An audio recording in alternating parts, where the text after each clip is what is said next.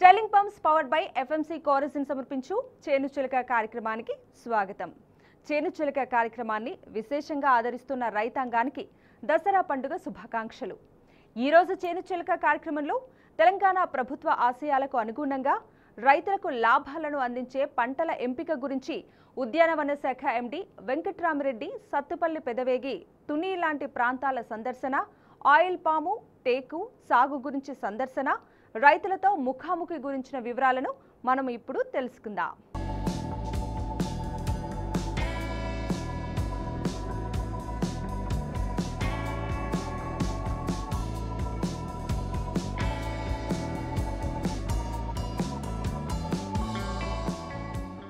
తెలంగాణ రైతులకు ఎలాంటి పంటలు వేసుకుంటే లాభసాటిగా ఉంటుంది అని ప్రభుత్వం ఎన్నో మార్గదర్శక సూత్రాలను తెలియజేసిన విషయం మనందరికీ తెలిసిందే. అట్లాగే ఏ పంటకు మార్కెట్ డిమాండ్ ఉంది, ఏ పంట రైతులకు ఆర్థిక పరిపుష్టిని కలిగిస్తుంది అనే విషయాలను కూడా ఎప్పటికప్పుడు రైతులకు తెలియజేస్తూనే ఉంది. ఇందులో భాగంగా ఉద్యానవన శాఖ ఎండి వెంకట్రామరెడ్డి శ్రీగంధం, టేకు, ఆయిల్ పాము తోటలను, ప్రాసెసింగ్ యూనిట్స్లను, అక్కడ రైతులు చేస్తున్న విధానాలను పరిశీలించి మన రైతులకు తెలియజేసేలా ఎన్నో కార్యక్రమాలను ప్రారంభించారు. క్షేత్ర దర్శనం గురించి సత్తుపల్లి, తుని, పెదవేగి లాంటి ప్రాంతాలకు వెళ్లి అక్కడ పంటల సరళిని గమనించారు. ఆ వివరాలను మనం ఇప్పుడు తెలుసుకుందాం.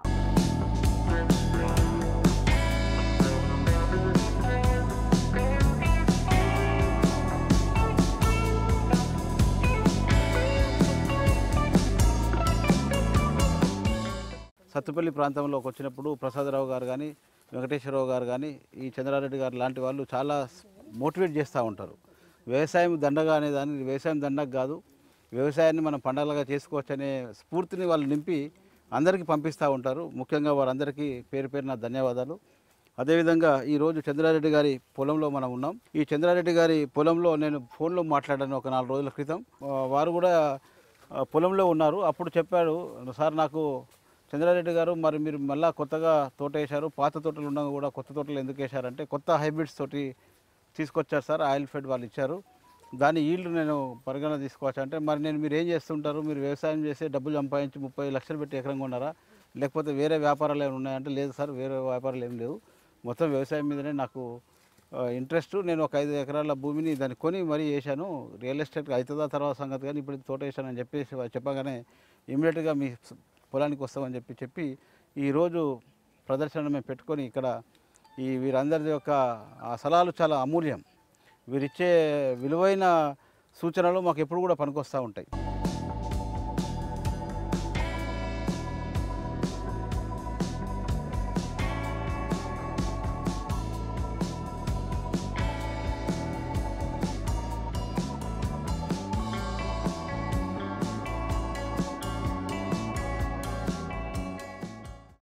తెలంగాణ రాష్ట్రం రాకన్నా ముందు మన పరిస్థితి, తెలంగాణ రాష్ట్రం వచ్చిన తర్వాత తెలంగాణ పరిస్థితి అందరికీ కళ్ళ ముందు కనబడతా ఉంది.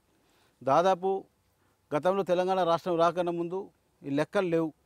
ఎన్ని ఎకరాల భూమి ఉంది, ఎంతమంది రైతులు ఉన్నారు, ఆ రైతులు ఎలాంటి పంటలు పండిస్తున్నారు, ఎలాంటి నేలలు ఉన్నాయి, ఆ పంటలలో ఏ రకాలలో పండిస్తూ ఉన్నారనే విషయాల గురించి ఎలాంటి అవగాహన కానీ ఎలాంటి సమాచారం కానీ లేకుండే. ఈరోజు సీఎం గారు చెప్పిన తర్వాత ఇప్పుడు చక్కగా మనం అగ్రికల్చర్ ఎక్స్టెన్షన్ ఆఫీసర్స్ని ప్రతి 5,000 ఎకరాలకి ఒకరిని పెట్టుకొని దాదాపు 2,500 మందిని పొజిషన్ చేసుకున్న తర్వాత ఈరోజు సర్వే నెంబర్ వారీగా, ఫార్మర్ వారీగా డేటాబేస్ ఒకటి డెవలప్ అయింది.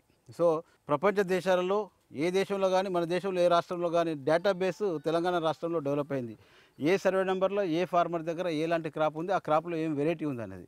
సో ఇవాళ ఈ ఆయిల్ పామ్ సందర్భానికి వచ్చినట్టయితే తెలంగాణ రాష్ట్రంలో ఉంది ఒకటే 2 జిల్లాలు మేజర్గా, పాత జిల్లాలు, ఒకటి నల్గొండ, ఒకటి ఖమ్మం. ఖమ్మంలో కూడా ఈ భద్రాచలం డివిజన్లో భద్రాచలం, కొత్తగూడెం జిల్లాలనే దాదాపు చాలా వరకు విస్తీర్ణం ఉండి ఒక 30-35 వేల ఎకరాలు, ఒక 7,500 మంది రైతులు ఈ ప్రాంతంలో ఉన్నారు. మొత్తం రాష్ట్రంలో ఉన్న 48,000-49,000 ఎకరాల్లో ఒక 10,000 మంది రైతులు సాగు చేస్తూ ఉన్నారు. సో ఇది ఎందుకు ఈ ఆయిల్ పామ్ మీద దృష్టి పెట్టాలి, మనం తినేదే ఒక 16 కేజీలు, వాడు అమెరికా వాడు 50 కిలోలు తింటూ ఉంటే తెలంగాణ భారతదేశంలో 16 కేజీల నూనె వాడుతూ ఉన్నాం. ఈ 16 కేజీల నూనె వాడితే కూడా 15 మిలియన్ మెట్రిక్ టన్స్, దాన్ని మనకు కావాల్సిన నూనెను దాదాపు ఒక 9-10 మిలియన్ మెట్రిక్ టన్స్ను మనం బయటకు తెచ్చుకుంటా ఉన్నాం. సో ఇంత 10 మిలియన్ మెట్రిక్ టన్నులు తీసుకుంటే 70 నుంచి 75 వేల కోట్ల రూపాయలు దాన్ని ఖర్చు పెట్టేసి మనం ఇంపోర్ట్ చేసుకోవడం అనేది భారతదేశంలో 70% సమాజం వ్యవసాయం మీద ఆధారపడ్డది. ఇప్పుడు పంటల మార్పిడి జరగకపోతే ఇలాంటి తెలంగాణ రాష్ట్రమే ఒక పునాది కాకపోతే ఇంకా ఎప్పుడు జరగదు అనేది ఒక దృఢ సంకల్పం వచ్చి గౌరవ ముఖ్యమంత్రి గారు పదే పదే చెప్తూ ఉంటారు. ఆన్ డిమాండెడ్ క్రాప్స్, ఏది ప్రపంచ దేశాలలో డిమాండ్ ఉంది, ఏది భారతదేశంలో డిమాండ్ ఉంది, ఏది మన తెలంగాణ రాష్ట్రానికి అవసరం ఉందో అలాంటి పంటలు పండించినట్టయితే రైతులకు అమ్ముకోవడానికి ఇబ్బంది ఉండదు అనే దాన్ని ప్రతిసారి మీటింగ్లలో కూడా చెప్పడం జరుగుతూ ఉంది.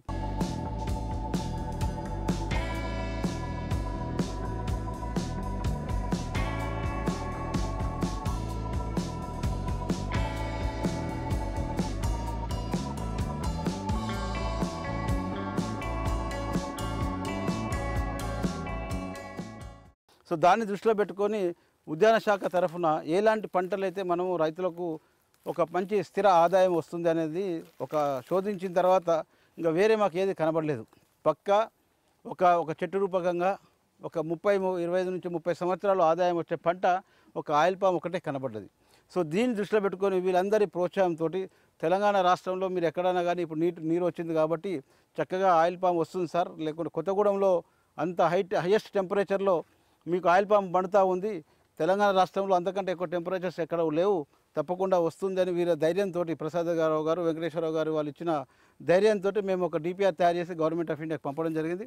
వారు మన ముఖ్యమంత్రి గారి యొక్క ఆలోచన, ముఖ్యమంత్రి గారి యొక్క పథకాలు, తర్వాత వారి యొక్క దూరదృష్టిని అంతా తీసుకొని ఇమ్మీడియట్గా ఒక 8.5 లక్షల ఎకరాలకు శాంక్షన్ ఇవ్వడం జరిగింది. సో 25 జిల్లాలల్లో ఇవాళ 8.5 లక్షల ఎకరాలు సాగులోకి తీసుకురావడానికి ఆయిల్ పామ్ని మనము తీసుకుపోతున్నాం. కావాల్సి ఒక 10% అన్న తెలంగాణ రాష్ట్రం నుంచి కంట్రిబ్యూట్ చేయొచ్చు.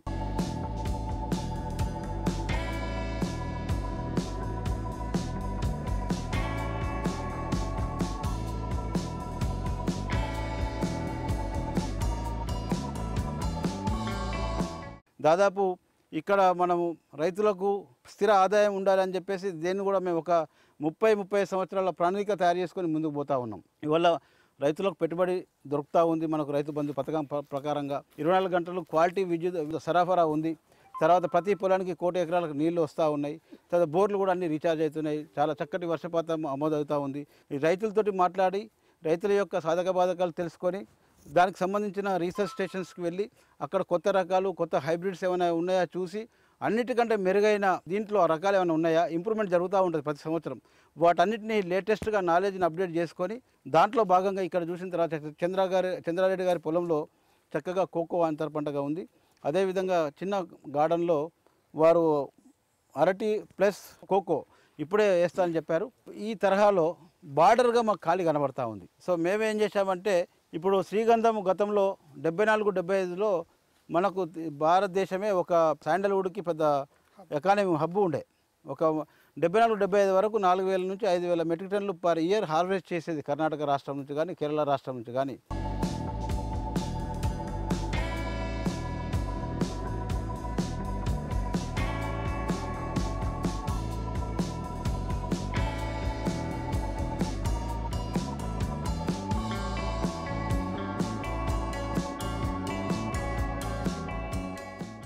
Telangana horticulture department officers plus రైతులు ఒక 30 మంది ఒక వారం నుంచి 10 రోజులు ఒక ఇన్స్టిట్యూట్ ఆఫ్ వుడ్ సైన్సెస్ బెంగళూరుకి పోయి ట్రైనింగ్ చేసి అక్కడ మంచి మెటీరియల్ని తీసుకొచ్చి ఆ మెటీరియల్ని బాగా మనం గ్రో చేసి ఇవాళ శాండల్వుడ్ని ప్రతి సంవత్సరం 5,000 నుంచి 6,000 మెట్రిక్ టన్నుల శాండల్వుడ్ కావాలి. అంటే ప్రతి సంవత్సరం 1,00,000 ఎకరాల శాండల్వుడ్ మొక్కలు కొట్టినా కూడా మనకు డిమాండ్ ఉంది. ప్రపంచ దేశాలలో బెస్ట్ శాండల్వుడ్ మన ఇండియా నుంచి వస్తుంది. కాబట్టి తెలంగాణ రాష్ట్రంలో బ్రహ్మాండమైన శాండల్వుడ్ ఆయిల్ వస్తుంది. ఎక్కడ కూడా అంత క్వాలిటీ ఆయిల్ రావట్లేదు. అదేవిధంగా టీక్ అనేది తరతరాలుగా మన భారతదేశంలో ఒక సాంప్రదాయం. ఏదైనా డోర్ పెట్టుకోవాలంటే టీక్ డోర్ పెట్టుకోవాలనుకుంటాం. ఎంత కష్టమైనా సరే అట్లీస్ట్ ఒక ఫ్రంట్ డోర్ అన్నా టీక్ పెట్టుకోవాలని ఆలోచన చేస్తూ ఉంటారు. కాబట్టి టీకు ఇక్కడ ఏజెన్సీ ఏరియాలో కొంచెం ఇబ్బంది ఉన్నప్పటికీ హార్వెస్టింగ్కు మిగతా ప్రాంతాలలో అంత ఇబ్బంది లేదు. సో ఇప్పుడు టిష్యూ కల్చర్ టీక్ను కూడా మంచి సెలెక్షన్ చేసి వాళ్ళ మదర్ ప్లాంట్స్ని అక్కడ నుంచి క్లోన్స్ తయారు చేసి టిష్యూ కల్చర్ టీక్ కూడా మన ఫెన్సింగ్ ఎంబట బార్డర్ ఎంబట ఒక టిష్యూ కల్చర్ మొక్క 2 మీటర్లకు, ఒక 2 మీటర్ల తర్వాత శాండల్వుడ్ మొక్క పెట్టినట్టయితే ఒక ఎకరానికి ఒక 50 మొక్కలు టిష్యూ కల్చర్ టీకు, అదేవిధంగా ఒక 50 మొక్కలు శాండల్వుడ్ పెట్టుకున్నట్టయితే శాండల్వుడ్ నుంచి ఒక 1 కోటి రూపాయలు, అదేవిధంగా దీని నుంచి ఒక 30 నుంచి 40 లక్షలు. అంటే 15 సంవత్సరాల తర్వాత రైతుకు మినిమం 1,50,00,000 రూపాయల ఆదాయం బార్డర్ క్రాప్స్ ఎంబట రావాలనేది మా ఆలోచన. దానికే బాగా చక్కటి డెప్త్గా ప్రణాళిక తయారు చేసుకుంటా ఉన్నాం.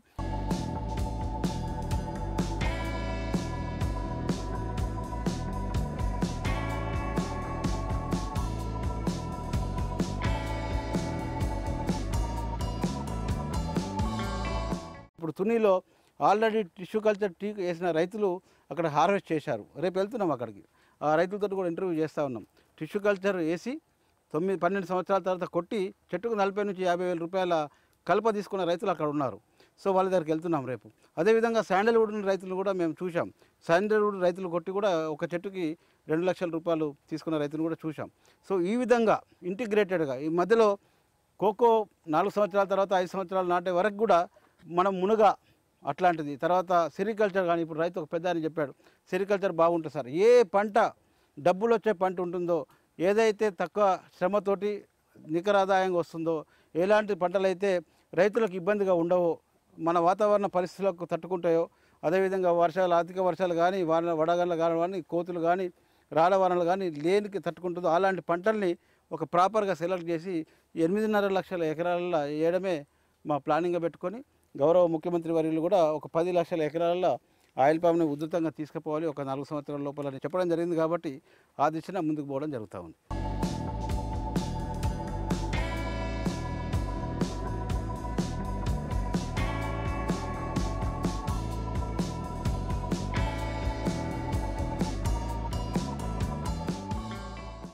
ఏ పంట వేసుకుంటే మంచిది, ఏ పంట రైతులకు లాభాలను ఇస్తుంది అనే విషయాలను బాగా గమనించిన ఉద్యానవన శాఖ ఎండీ అగ్రో ఫారెస్ట్రీపై ప్రత్యేక దృష్టి సారించి వేర్వేరు ప్రాంతాలను సందర్శించి ఆ పంటల గురించిన పూర్తి సమాచారం తెలుసుకునేందుకు చాలా ప్రాంతాలను సందర్శించారు.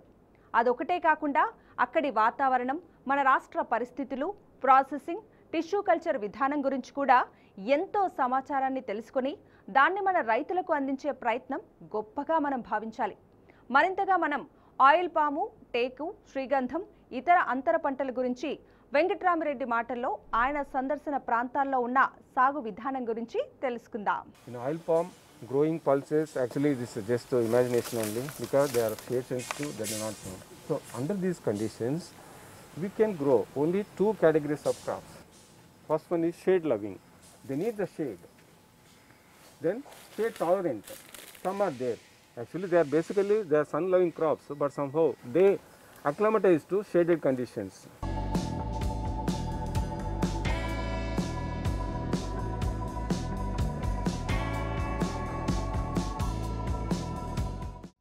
This is actually, there are 3 fruit forms. They differentiate the fruit form based on the shell thickness. So if the shell thickness is little big and the mesocarp is less, this fruit form they designated as a dura.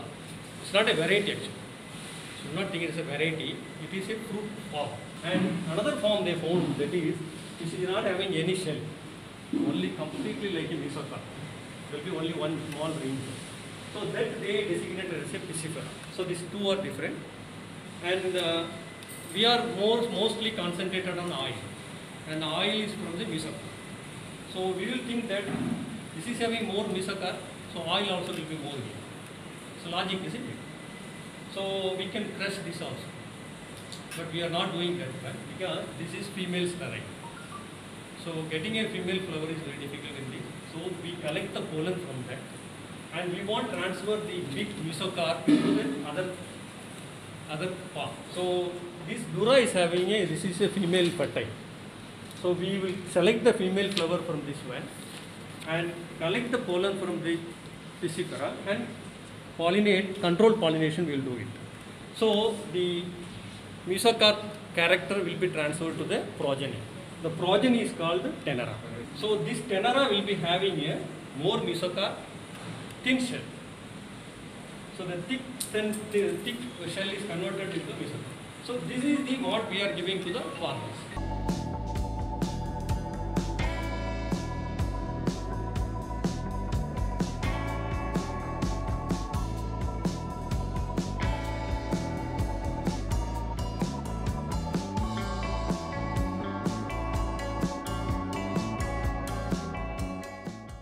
are bothering about the yield, that is weight, as well as the oil content. Oil content is one of the most important things. So in this lab what we are doing is we will take the weight of the bunch after harvesting it, and we will analyze the oil content of the bunch alone, and we will take out the stalk separately, and they will grade into 2-3 categories that I will show there. They will grade into category: outer fruit, which is having a good color, well mature, and inner fruits, and with the fruits which are not having any fertility, dead fruit we can say, that type. So they will bifurcate everything into separate category, and they will take the weight individually. And after that, they will measure the oil content of the fruits by random sampling. They will take the random sample, they will remove the mesocarp, oil will be in the mesocarp, and oil will be in the kernel also. So kernel also they will take it out. So they will measure the oil content in the mesocarp separately and kernel separately. Methodology is very simple. We will put the saxolate apparatus, because we know already we have studied also. They will put the saxolate apparatus along with the petroleum ether.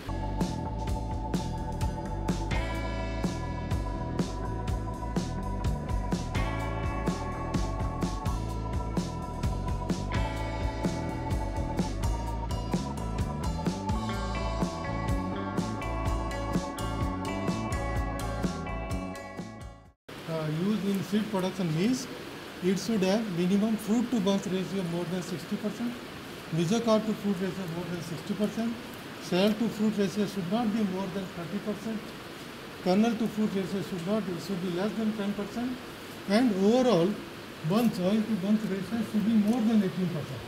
So if these are the parameters are meeting, then we say yes, it can qualify for use in seed production.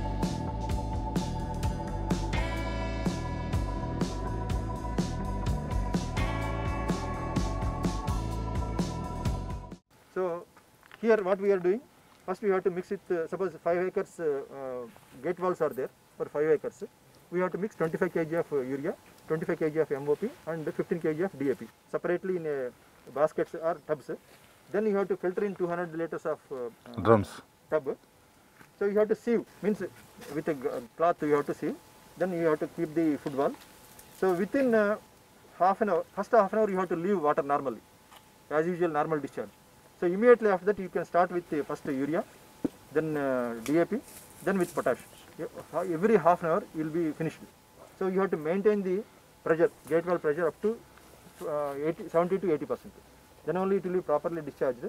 And each and every valve should be open, and you have to check each and every drip. So that is the advantage of irrigation.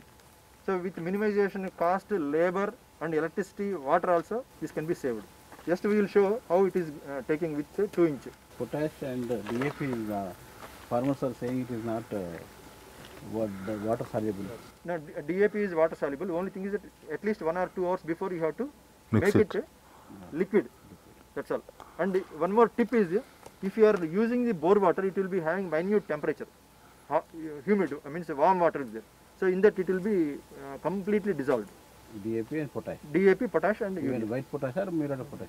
Anything. Muriate of potash. Muriate potash also you can use. There is no trouble.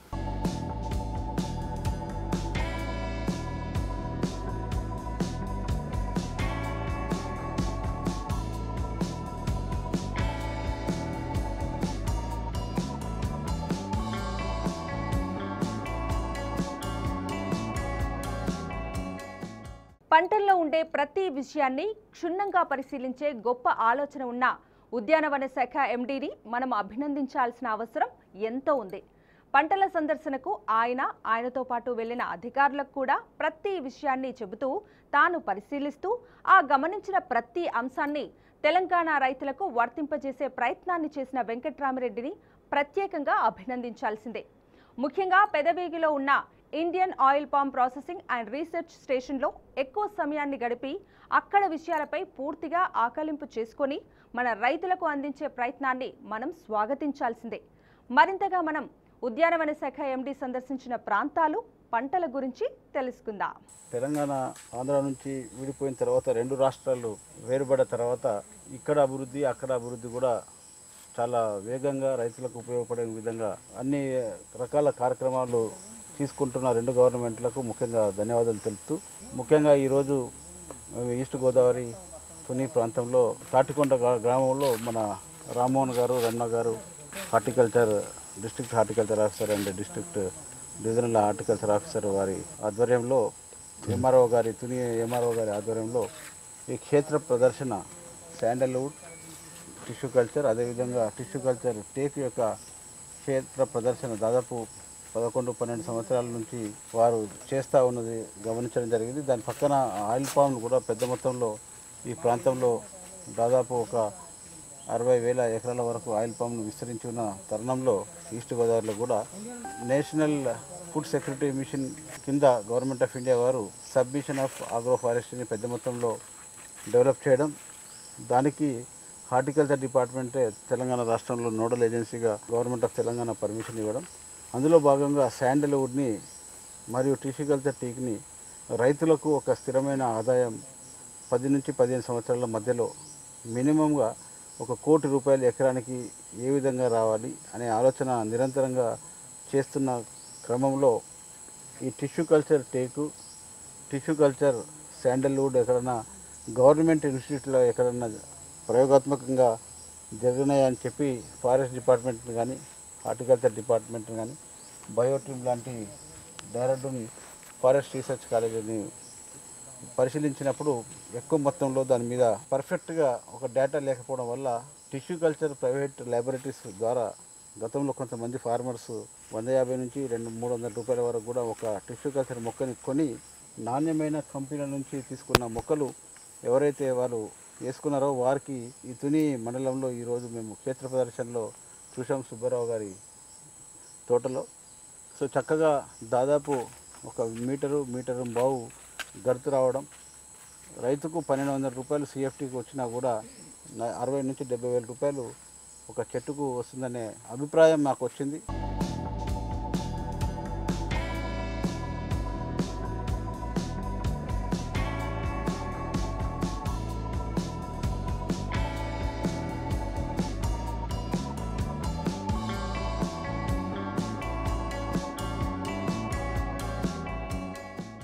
అదేవిధంగా రో to రో 5 మీటర్లు, plant to plant ఒక 4 మీటర్లు pure crop వేసుకొని మధ్యలో sandalwood వేసుకునే అవకాశాలు కూడా ఉన్నాయి. ప్యూర్ క్రాప్ టిష్యూ కల్చర్ కానీ శాండల్వుడ్ కానీ వేసుకున్నట్టయితే అదే పెద్ద మొత్తంలో తెలంగాణ రాష్ట్రంలో ఒక 10 లక్షల ఎకరాల్లో ఆయిల్ పామ్ని కొత్తగా ప్రతి సంవత్సరం 2 లక్షల ఎకరాల చొప్పున వేయించాలని చెప్పేసి గౌరవ ముఖ్యమంత్రి వారు ఆలోచన చేసే క్రమంలో టిష్యూ కల్చర్ టీకు, అదేవిధంగా tissue culture sandalwood AG biotech Veera Reddy గారు అది దట్టు హైదరాబాద్ వారే ఇక్కడ మొక్కలు ఇచ్చారని ఇక్కడికి వచ్చిన తర్వాత క్షేత్ర ప్రదర్శనలో తెలిసిన తర్వాత వారు చక్కగా ఎంఎస్సి హార్టికల్చర్ తర్వాత అదేవిధంగా ఒక రైతు కుటుంబం నుంచి వచ్చిన అతను టిష్యూ కల్చర్ ల్యాబ్ పెట్టడం వల్ల ఒక మంచి జెనెటిక్ మెటీరియల్ని, ఒక మదర్ ప్లాంట్ని, ఒక ఎక్స్ ప్లాంట్ని వారు ఐడెంటిఫై చేసుకొని అక్కడి నుంచి సోర్సింగ్ చేసి దాని నుంచి ఈ మొక్కల్ని డెవలప్ చేస్తున్నారు కాబట్టి అది కొంచెం జెన్యూనిటీ వచ్చింది. మేము ఇక్కడ కట్ చేసి చూసాం, దాదాపు ఒక 5 సెంటీమీటర్స్ కంటే ఎక్కువ 2.5 to 5 సెంటీమీటర్స్ కంటే ఎక్కువ మీకు మొత్తం హార్డ్ కూడా ఉంది కాబట్టి ఫర్నిచర్ కూడా చూసాం. సుబ్బారావు గారి ఇంట్లో చాలా క్వాలిటీ ఫర్నిచర్ను మనం చూడడం జరిగింది.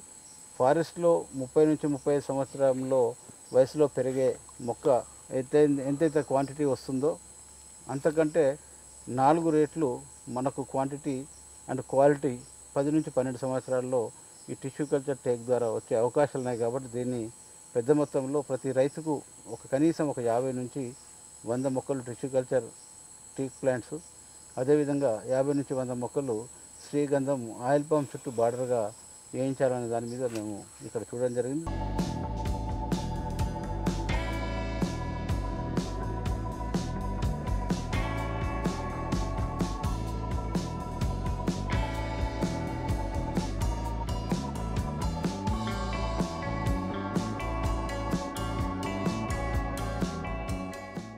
దాంతో పాటుగా ప్యూర్ క్రాప్గా అగ్రో ఫారెస్ట్రీలో భాగంగా అంతర పంటలుగా శాండల్వుడ్ ప్లస్ టీక్ను పెద్ద మొత్తంలో దాదాపు ఒక 20 నుంచి 25 వేల ఎకరాల్లో తెలంగాణ రాష్ట్రంలో చేపట్టాలని చెప్పి మన గౌరవ చీఫ్ సెక్రటరీ గారు కూడా ఈ మధ్యకాలంలో అగ్రో ఫారెస్ట్రీ మీద బాగా స్ట్రెస్ ఇవ్వడం వల్ల ఉపాధి హామీ పథకంలో కూడా అగ్రో ఫారెస్ట్రీని ఒక యాక్టివిటీగా చేర్చి దాన్ని ఒక పెద్ద మొత్తంలో రైతులకి ఆగ్రోఫారెస్ట్ని కూడా మనం ప్లాంటేషన్ చేయించాలి ఎకాలజికల్ బ్యాలెన్స్ కోసమని 33% గ్రీనరీ ఉండాలని చెప్పేసి మనం అనుకోవడం జరుగుతుంది. దీంట్లో అంతర పంటలుగా అన్ని రకాలు వేసుకోవచ్చు.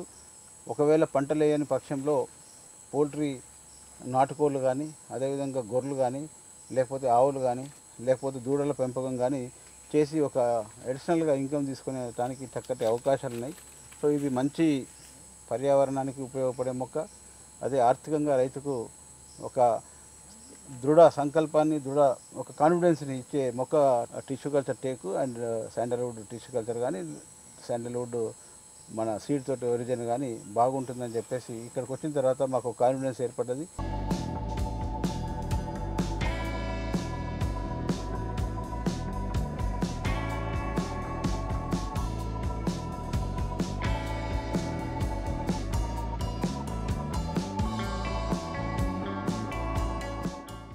కింద ఇట్లా మొక్క కొట్టి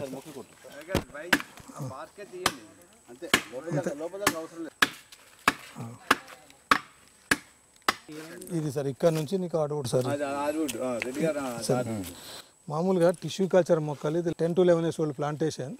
ఇది ఇందులో ఆల్రెడీ 9 years ప్లాంటేషన్ మనం కట్ చేసాము. దీంట్లో మనం చెప్పాల్సింది హార్డ్వుడ్ వచ్చి 1 inch నుంచి ఉంటుంది, అంటే ఆల్మోస్ట్ 90% హార్డ్వుడ్ ఉంటుంది. ఫర్ ఎగ్జాంపుల్ దీన్ని చుట్టుకొలితే బేస్లో 52 ఇంచులు ఉంది. ఇది 11 years old ప్లాంటేషన్. దీంట్లో హార్డ్వుడ్ చూస్తే ఇక్కడ నుంచి హార్డ్వుడ్ ఉంది. అదే మన DBH లెవెల్లో చూసుకుంటే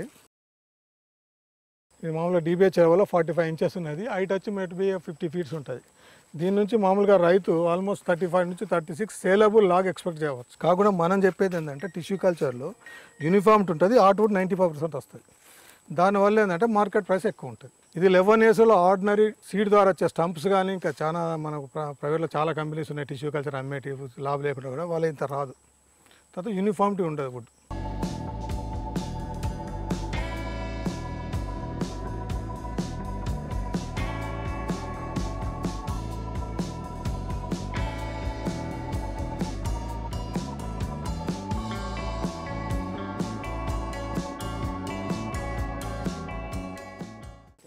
శాండల్వుడ్ ఇదేంటంటే టిష్యూ కల్చర్ శాండల్వుడ్ మామూలుగా ఓస్ట్ ప్లాంట్ బట్టి గ్రోత్ ఉంటుంది. అందుకే మనకు శాండల్వుడ్లో యూనిఫామ్ట్ కనిపించడం లేదు. Base of on the ఓస్ట్ plant girth వచ్చేది. ఇక్కడ మనం సిలోన్ రోజ్వుడ్ అయితే ఓస్ట్ ప్లాంట్ ఉంది. సిలోన్ రోజ్వుడ్ ఇంగ్లీష్లో అల్బీసియా ఒటోటిసిమా అంటాం. ఇది అదే మామూలుగా వేరే టీక్ మధ్యలో తక్కువ ఉంటుంది. Ceylon rosewood the best followed by teak. ఎందుకంటే రైతుకు డబుల్ ఇన్కమ్ అంటాం కదా, ఒకటైతే గ్యారంటీ వస్తుంది, రెండోది కొంచెం టైం తీసుకుంటుంది. ఇది సిలోన్ రోజ్వుడ్. ఇక్కడ చూడండి హార్డ్వుడ్ ఎంత పైన ఫామ్ అయిందో, ఈవెన్ లెస్ దెన్ 1/4 inch. మళ్ళీ దీని సైజ్ వచ్చి ఆల్మోస్ట్ 54 inches వచ్చింది. ఇది almost 10 to 11 years old plantation. ఇది హైట్ వచ్చి మామూలుగా 60-70 feet వెళ్ళిపోయింది. ఇది నేను బాచ్పల్లిలో పోర్కింగ్ చేశాను, మాకు 7 yearsకే 4 feet వచ్చింది. దాని నుంచి అప్పుడు మళ్ళీ స్టార్ట్ చేసినాను.